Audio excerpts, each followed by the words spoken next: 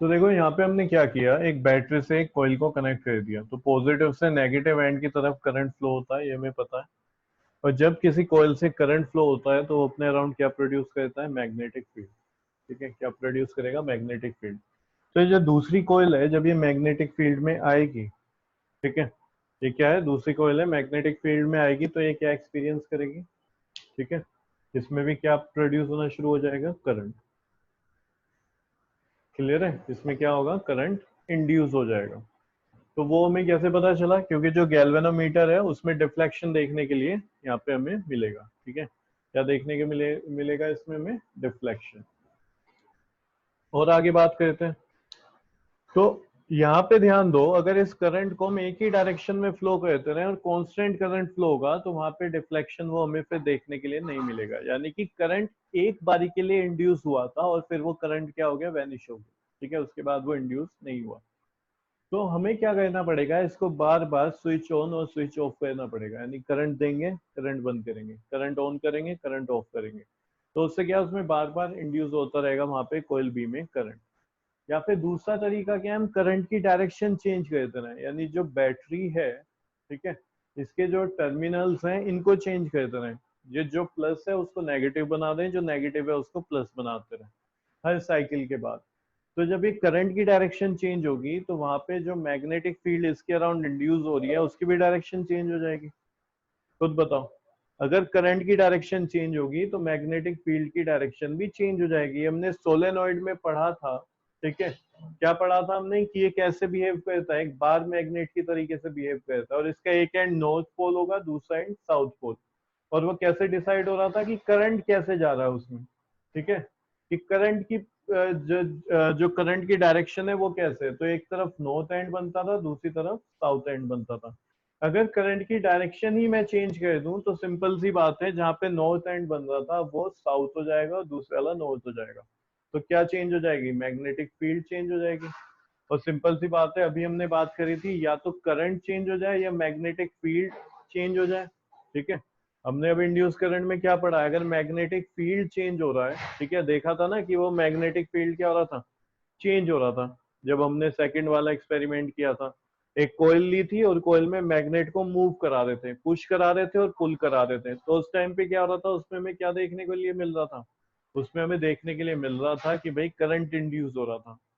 तो इसके लिए भी क्या हो रहा है, बी के लिए मैग्नेटिक फील्ड चेंज हो रही है। ये बी कहाँ पे है, ये इसकी मैग्नेटिक फील्ड के इन्फ्लुएंस में। जो कोयल बी है ये कहाँ पे रखा है, इसकी मैग्नेटिक फील्ड में। तो अगर मैग्नेटिक फील्ड चेंज हो रही है, जैसे वहां पे बार मैग्नेट को हम पुश और पुल कर रहे थे, तो क्या हो रहा था, करंट इंड्यूस हो रहा था। और जैसे ही हमने उसको स्टेशनरी कहीं पे छोड़ा मैग्नेट को, मानो ये मैग्नेट है, ठीक है, इसे मैं पुश कर रहा हूँ तो गैल्वेनोमीटर में डिफ्लेक्शन आया, इसे पुल कर रहा हूँ गैल्वेनोमीटर में डिफ्लेक्शन आया, इसे पुश करा तब फिर से डिफ्लेक्शन आया। ठीक है, अगर मैं इसको ऐसे ही रख दूं तो कोई डिफ्लेक्शन नहीं आएगा, यानी करंट इंड्यूस नहीं हुआ है। तो अगर हम मैग्नेटिक फील्ड को चेंज कर रहे हैं, ठीक है, तब भी क्या मिलता है हमें, करंट इंड्यूस मिलता है।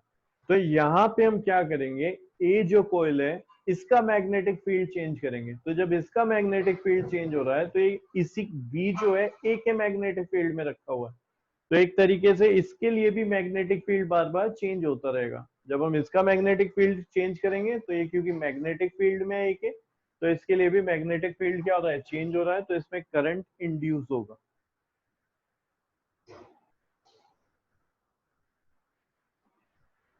बात आ रही है समझ में। तो इसमें भी क्या होगा, करंट इंड्यूस हो जाएगा। तो लिखो यस, क्योंकि इसमें क्या पूछ रहे थे कि अगर हम चेंज करते हैं करंट को कॉइल ए में तो क्या बी में करंट इंड्यूस होगा। तो हम लिखते हैं yes, by changing current in coil A, yes comma, by changing current in coil A,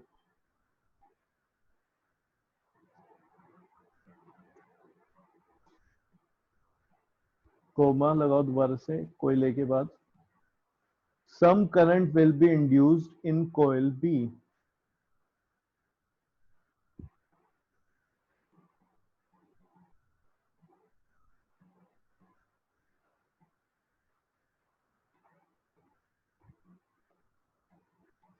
Some current will induced in coil B, capital B, full stop. The reason is that the reason is that the reason is that when current in coil A is changed, the reason is that when current in coil A is changed, when current in coil A is changed, the magnetic field around A changes. The magnetic field around A changes.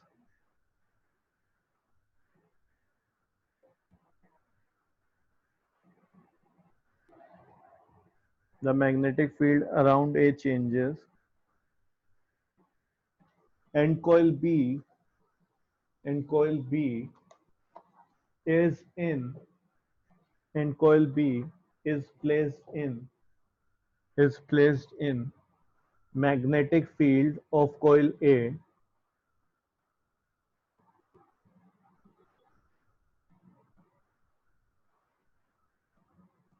of coil A.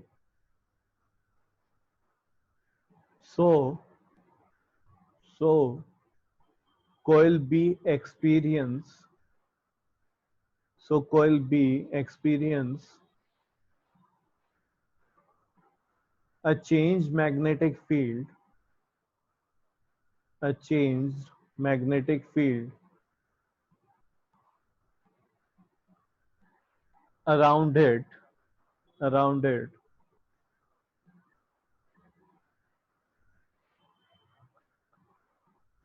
This gives comma लगा के this gives rise to this gives rise to induced current in coil B. Induced current in coil B.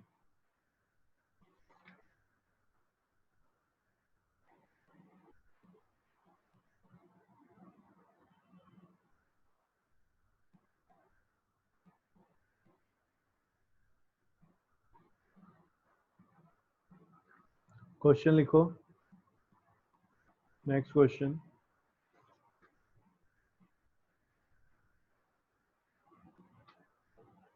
On what effect on what effect of an electric current on what effect of an electric current does does an electromagnet work? On what effect of an electric current does an electromagnet work? An electromagnet work? Question mark. Sir हाँ बोलो. जब electric current flow होता है तो तब होता है, waves क्या क्रिएट होते हैं उसके और तभी इलेक्ट्रॉन क्या होता है तब? मैग्नेटिक वेव्स क्रिएट होते हैं. मैग्नेटिक फील्ड क्रिएट होता है. Yes sir. हाँ तो इसमें क्या पूछ रहे हैं? ये पूछ रहे हैं on what effect of an electric current का कौन सा इफेक्ट है, ठीक है, डज एन इलेक्ट्रोमैग्नेट वर्क, जिसपे इलेक्ट्रोमैग्नेट वर्क करता है. तो बिल्कुल ठीक कहा इसने. ठीक है, तो इसमें क्या होता है देखो, जब करंट फ्लो होता है, ठीक है, इलेक्ट्रोमैग्नेट से, तो बिहेव करती है मैग्नेट की तरीके से. ठीक है, इलेक्ट्रोमैग्नेट क्या है? वो वायर है, वो कॉइल है जिससे करंट फ्लो हो रहा है, और वो कैसे बिहेव कर रही होती है तब? एक मैग्नेट की तरीके से. ठीक है, तो परमानेंट मैग्नेट तो है नहीं, तो हम उसको क्या बोलते हैं फिर? इलेक्ट्रोमैग्नेट. तो इलेक्ट्रोमैग्नेट यहाँ पे किस प्रिंसिपल पे वर्क कर रही है? तो आंसर हो जाएगा electromagnet works on the magnetic effect of current. तो यहाँ पे जो मैग्नेटिक इफेक्ट ऑफ करंट है उस पर वो वर्क कर रही है. एन इलेक्ट्रोमैग्नेट वर्क्स, लिखो इसको, an electromagnet works on the magnetic effect of current. Yashwant यहाँ पे वर्ड जो है ना, मैग्नेटिक वेव मत यूज कर, ठीक है, मैग्नेटिक लाइंस यूज कर, क्योंकि वेव क्या होती है? वो ट्रफ और क्रस्ट की फॉर्म में मूव कर रही होती है. ठीक है, कंप्रेशन या फिर रेयरफैक्शन की फॉर्म में मूव कर रही होती है. इस तरीके से मूव करती है। ये क्या है, ये लाइन्स है, ये मूव नहीं कर रही है वैसे। तो वेव जो वर्ड है यहाँ पे गलत है यूज करना। Okay sir. नेक्स्ट क्वेश्चन लिखो, name the alloy, name the alloy which is mainly used, which is mainly used for making permanent magnets। ये भी important question है, लिख लेना इसको। Name the alloy which is used, which is mainly used for making permanent magnets, for making permanent magnets। Name the alloy which is mainly used for making permanent magnets। Answer लिखो। The alloy, the alloy Alnico,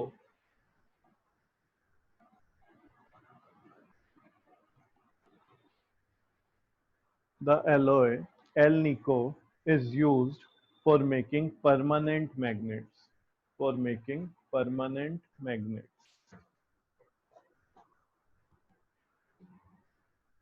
Full stop।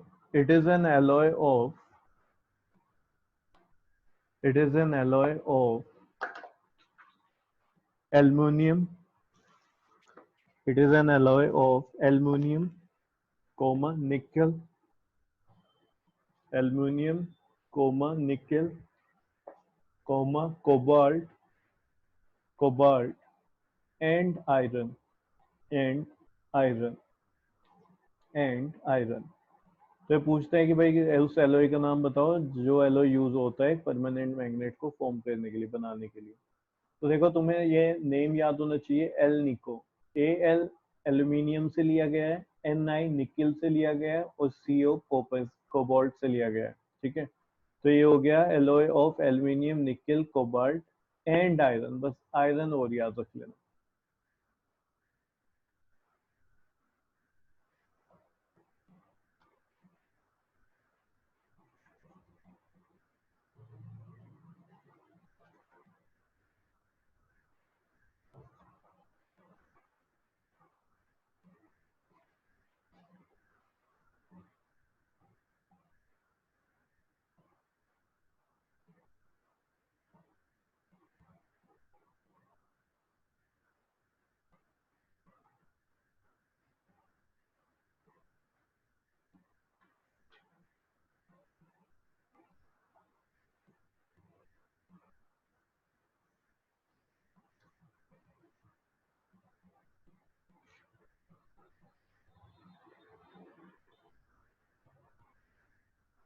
Next question लिखते हैं अभी।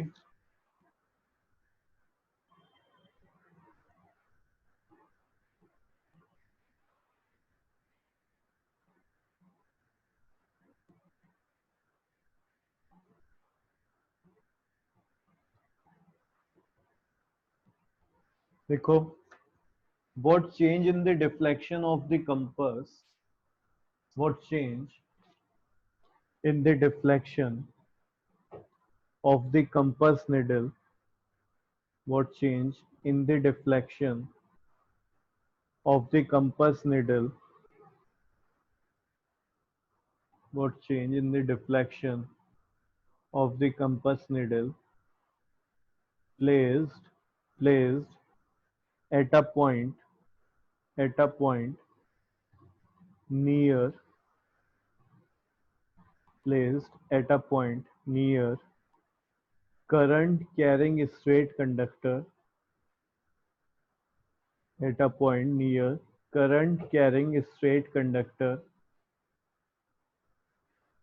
shall be, shall be observed, shall be observed if first लिखो, ए करके लिखो, A B C इस तरीके से। इफ, फिर ए पॉइंट है, current through the conductor is increased, current, ठीक है, पॉइंट है। पूछ रहे हैं कि देखो क्वेश्चन मैं तुम्हें एक बार बता देता हूँ क्या है। What change in the deflection of a compass needle place at a point near current carrying straight conductor. ठीक है, कंपास रखा हुआ है कहाँ पे, स्ट्रेट करंट कैरिंग कंडक्टर, एक वायर है जिससे करंट पास हो रहा है। तो कह रहे हैं कि जो कंपास है उसके डिफ्लेक्शन में, जो उसकी निडल है उसके डिफ्लेक्शन में क्या चेंज आएगा। ठीक है, फर्स्ट जब क्या कर रहे हैं हम, current through the conductor is increase. ठीक है, current through the conductor is increase. B लिखो, B direction of current in the conductor is reverse. Direction of current in the conductor is reversed. Direction of current in the conductor is reversed. अगर हम direction जो है उसको change कर दें, ठीक है, कंडक्टर में direction of current. Third, C, compass is moved away, compass is moved away from the conductor. अगर कंपास को कंडक्टर से दूर ले जाएं, compass is moved away from the conductor. चलो आंसर दो, क्वेश्चन पढ़ो जल्दी से एक बार और इसका आंसर बताओ क्या क्या होगा एबीसी का।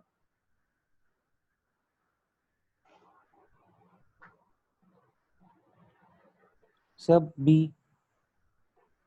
अरे तीनों अलग अलग केस हैं, तीनों में बताना है क्या होगा। क्या बता रहा बी?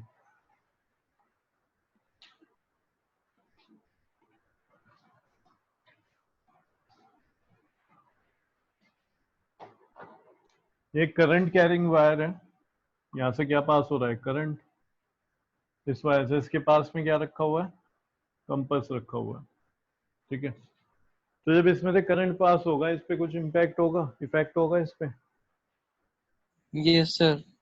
ठीक है, इस पे यस सर। फोर्स लग रही होगी, यानी ये डिफ्लेक्शन शो करेगा। ठीक है, इस पे क्या लग रही होगी, फोर्स, क्योंकि करंट जब पास हो रहा है एक वायर से तो उसके अराउंड क्या क्रिएट हो जाती है, मैग्नेटिक फील्ड।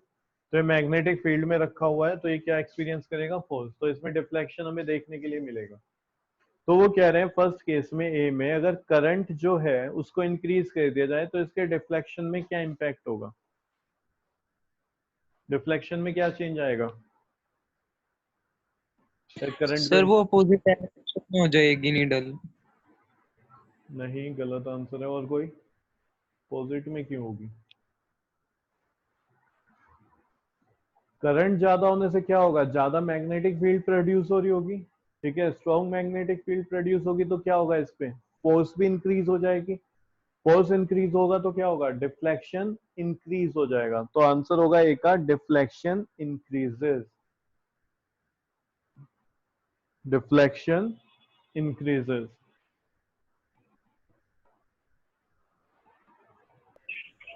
सर वो मैंने बी वाले को बताया था। अच्छा, पूछ मैं ए का रहा हूं तो बी का बता रहे हैं। बी में क्या कह रहे हैं, direction of current in the conductor is reverse. अगर हम डायरेक्शन ऑफ करंट रिवर्स कर दें तो इसमें कोई डिफ्लेक्शन आया होगा, हमने कहा पहले ऐसे आया था। अगर करंट की डायरेक्शन को रिवर्स कर देंगे तो डिफ्लेक्शन भी क्या होगा, रिवर्स हो जाएगा। तो आंसर लिखो बी में, direction of deflection. Answer B, direction of deflection is, direction of deflection is reversed. Direction of deflection is reversed.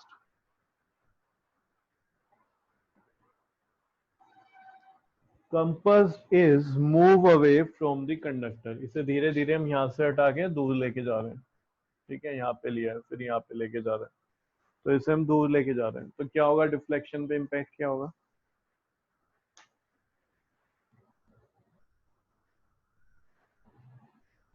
जल्दी बोलो भाई आंसर दो। अगर हम कंपास को दूर ले जाएंगे करंट कैरिंग वायर से तो इसके डिफ्लेक्शन पे क्या इम्पैक्ट होगा। सर डिफ्लेक्शन नहीं होगा। अगर बहुत दूर ले जाएंगे तो डिफ्लेक्शन नहीं होगा, लेकिन जब धीरे धीरे लेके आज जा रहे हैं तो क्या होगा, डिफ्लेक्शन डिक्रीज। डिक्रीज होगा। तो हमें यहाँ पे लिखना पड़ेगा डिफ्लेक्शन डिक्रीजेस। उन्होंने ये नहीं कहा क्योंकि हम इसको बहुत दूर लेके एकदम से चले गए, उन्होंने कहा कि इसको अवे करना है, दूर लेके जाना। तो डिफ्लेक्शन डिक्रीजेस। ठीक है, और इसके मैग्नेटिक फील्ड से अगर ये बाहर चला जाएगा तो डिफ्लेक्शन नहीं होगा, नो डिफ्लेक्शन उस केस में। तो हम लिख देते हैं, अगर ऐसा वो बोलते हैं there will be no deflection.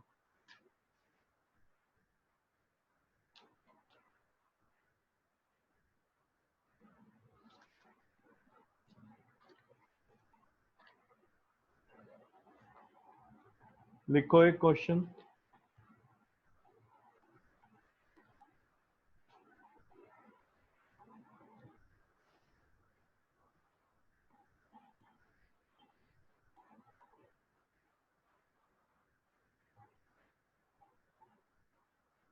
A wire is placed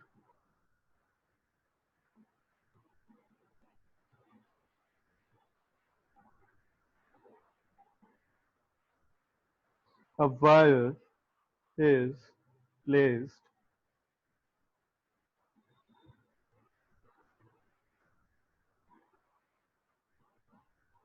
a wire is placed between north and south pole of a magnet, between north and south poles of a magnet, as shown in figure, as shown in figure, full stop. If current flows in the wire, if current flows in the wire as shown, as shown, SHOWN, as shown, comma, in which direction, in which direction does the wire, in which direction does the wire tend, T-E-N-D, tend to move, tend to move.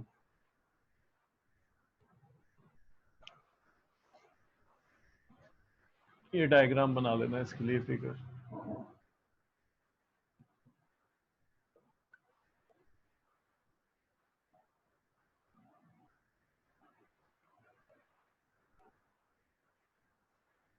कह रहे एक wire रखी हुई है north और south pole के बीच में magnet के। If current flows in the wire as shown, ठीक है, करंट फ्लो कर रहा है जो डायरेक्शन तुम्हें फिगर में दिखा दी है। कह रहे हैं in which direction does the wire tends to move.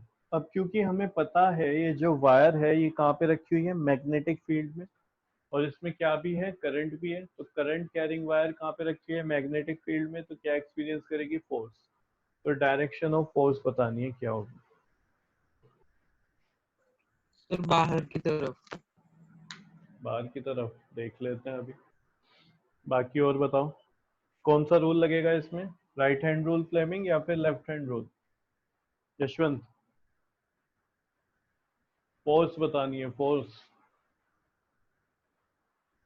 Current दिया हुआ है तो क्या लगेगा, फ्लेमिंग लेफ्ट हैंड रूल या फिर Fleming right hand rule. No sir, Left hand black rule. Board पे लगेगी। एक मिनट उसको बोलने दे। कौन सा रूल लगेगा यहाँ पे, Sir, left hand. Left hand rule लगेगा, ठीक है, क्योंकि करंट है। इंड्यूस करंट फाइंड करते हैं हम राइट हैंड रूल से, तो करंट थोड़ी पूछ रहे हो करंट किधर इंड्यूस होगा, वो पूछ रहे हैं फोर्स किधर लगेगी। ठीक है, तो सब अपना लेफ्ट हैंड रूल लगाओ जरा यहाँ पे, फ्लेमिंग लेफ्ट हैंड रूल। तो क्यों क्या होगा, देखो यहाँ पे मैग्नेटिक फील्ड की डायरेक्शन और करंट की डायरेक्शन पता होनी चाहिए। तो मैग्नेटिक फील्ड की डायरेक्शन होगी नॉर्थ से साउथ। तो तुम क्या करोगे, अपने लेफ्ट हैंड में जो ये तुम्हारी फोर फिंगर है इसकी डायरेक्शन ऐसे कर दो, ठीक है, जो डायरेक्शन तुम्हारी है क्या, मैग्नेटिक फील्ड की जो डायरेक्शन है उसी डायरेक्शन में अपना लेफ्ट हैंड करोगे। और करंट की डायरेक्शन ये है, तो इस तरीके से अपने लेफ्ट हैंड को पॉइंट करो। ठीक है, तो मैंने कह दिया देखो मैग्नेटिक फील्ड ऐसे नीचे जा रही है, करंट ऐसे जा रहा है, ऐसे। करंट की डायरेक्शन हो गई ये, करंट की डायरेक्शन ये है, मैग्नेटिक फील्ड ये है। तो फोर्स कैसे लगेगी, इस डायरेक्शन में, ठीक है, फोर्स कैसे लगेगी, बाहर की साइड। तो अगर हम ये मान ले कि भाई ये जो बोर्ड है ये बोर्ड नहीं है, ये प्लेन है, ठीक है, प्लेन ऑफ पेपर है, हम मान रहे पेपर है, ठीक है, और हम पेपर पे रख के देख रहे हैं, तो ये क्या हो गया, मैग्नेटिक फील्ड की डायरेक्शन, ये करंट की डायरेक्शन। तो मैं कहूंगा पेपर से अपवर्ड को लग रही है। ठीक है, तुमने पेपर अपने टेबल पे रखा हुआ है और ये डायग्राम बनाया हुआ है, तो पेपर से कैसे लग रही है, अपवर्ड। तो तुम कह सकते हो, लिखवाओ आंसर इसका। सर इसमें परपेंडिकुलर टू दी पेपर लिख सकते हैं फोर्स को। लेकिन परपेंडिकुलर टू दी पेपर दो तरीके से हो सकता है ना, वो बोर्ड के अंदर भी हो सकता है। तो वो डायरेक्शन भी तो बतानी पड़ेगी कि वो आउटवर्ड से अपवर्ड है या फिर डाउनवर्ड है। तो यहाँ पे क्या होगा, यहाँ पे अपवर्ड हो जाएगा। क्या हो जाएगा, अपवर्ड। तुमने ये पेपर पे बना रखा है ना, तुम अपनी नोटबुक में कर रहे हो तो नोटबुक के हिसाब से बताओ कहाँ पे आ रहा है, अपवर्ड टू दी पेपर आ रहा है या फिर डाउनवर्ड। पेपर के अंदर लग रही है फोर्स या पेपर के ऐसे लग रहा है जैसे बाहर लग रही है, पेपर से आउटवर्ड। सब बाहर। ठीक है, तो तुम्हें यही लिखना पड़ेगा अपवर्ड। अगर परपेंडिकुलर टू पेपर लिख दोगे तो इसका दोनों आंसर हो जाएगा कि भाई अंदर भी लग रही होगी और बाहर भी। परपेंडिकुलर तो दोनों साइड हो सकता है ना, क्यों? पता निरोध समझा या नहीं समझा जो मैं बोलना चाह रहा हूँ? Yes sir. तो यहाँ पे आंसर क्या लिखोगे, on applying Fleming left hand rule, on applying Fleming Fleming's apostrophe लगा लेना, Fleming's left hand rule, comma, the wire tends, TNDS, the wire tends to move, the wire tends to move perpendicular, perpendicular to plane, perpendicular to plane of paper, perpendicular to plane of paper upwards.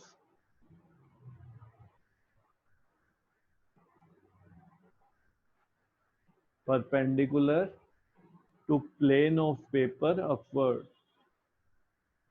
या फिर कैसे लिख सकते हो, या फिर ऐसे लिख सकते हो तुम, perpendicularly upward to the plane of paper.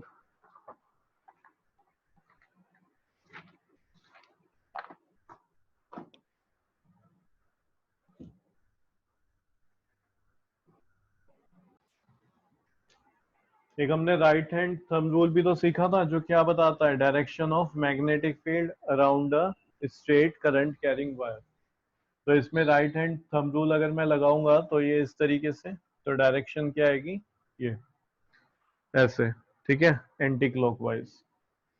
तो ये डायरेक्शन हो जाएगी जी एंटी क्लॉकवाइज। तो इसको भी ध्यान रखना। एक तो ये तुम्हें ऐसे भी दे सकते हैं कि करंट अगर डाउनवर्ड्स है तो फिर तुम ऐसे लगाओगे इसको, इस तरीके से। तो डायरेक्शन क्या हो गया, ये, ठीक है। इस साइड से बोर्ड से बाहर आ रहा है, तुम्हारे पेपर से आ रहा होगा, और इस साइड पेपर के अंदर जा रहा है, ठीक है।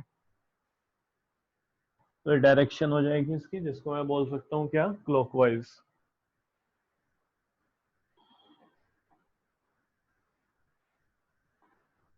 खुद अप्लाई करके देखो, इस साइड से बोर्ड से बाहर आ रहा है और इस साइड बोर्ड के अंदर जा रहा है। अगर करंट ऐसे दे दिया वायर में तब तब ऐसे लगाएंगे हम, ठीक है। ये बना देता हूँ पहले मैं एक बार, तब हम ऐसे लगाएंगे, ठीक है। तो ये कैसे लग रहा है देखो, इस तरीके से, समझ पा रहे हो? ये यानी कि इस साइड तो बोर्ड के अंदर जा रहा है और उस साइड बोर्ड से बाहर आ रहा होगा। खुद अप्लाई करोगे तभी आ पाएगा, देखो लगा के एक बार।